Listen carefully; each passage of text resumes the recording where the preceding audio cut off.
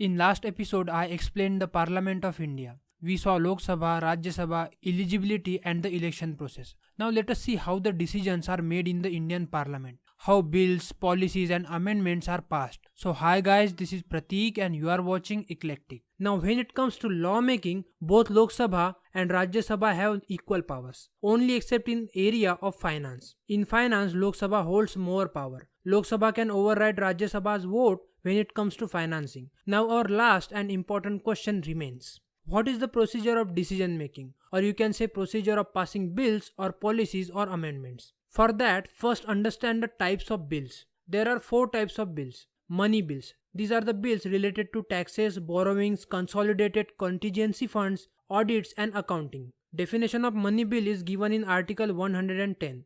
Article 109 of Constitution gives special procedures regarding money bills. Financial bills. It is a bill which deals with revenues or expenditures. Revenues means the earning of the government. How does the Indian government earn money? The major revenue source of the government is taxation. Taxes on businesses, incomes, petrol and etc. Apart from that, tourism and railways are also the source of income for the government.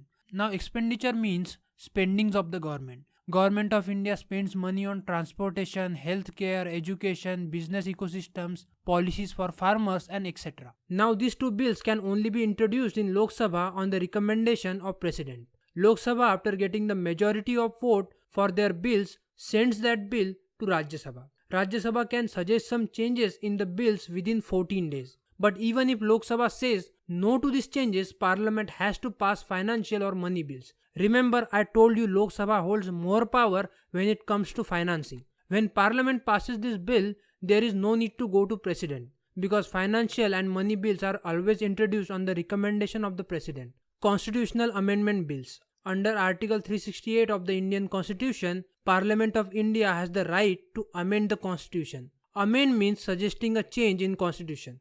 Because our Constitution was written in 1950, nearly before 70 years from now. But now the world is changing rapidly, and to keep up with it, there can be some important changes needed in the Constitution. Parliament can suggest changes in the Constitution, but it cannot change or replace the Constitution itself. For example, you have your home, your own house, consider it is your Constitution. You can change interior designing of your house, but you cannot leave that house. So that is how it is.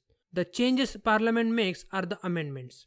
Anyway, amendment bill can be introduced in both houses without the recommendation of the President. Amendment bill has to gain majority in Lok Sabha and Rajya Sabha separately. Amendment bill goes to the President when it is passed by both Lok Sabha and Rajya Sabha. President has 3 choices. He can approve. Second, he can withhold his approval. In other words, he can withhold his assent. And third, he can return it. When he returns amendment bill, if that bill again gains the majority in both houses, then President has to approve it. Now the last one, ordinary bill. These are the bills related to general matters other than money or financial bills. Again, this bill can be introduced in both houses and can be passed by the simple majority. So that is it for today. But do you know India faces some real disadvantages because of the parliamentary system? Yes, just like nothing is perfect in the world, parliamentary system has its own disadvantages. That discussion is in the next episode of How India Works. Also, we are going to compare parliamentary and presidential system in that video. So press the notification button and keep following all episodes of this series. Thank you all for watching. See you soon.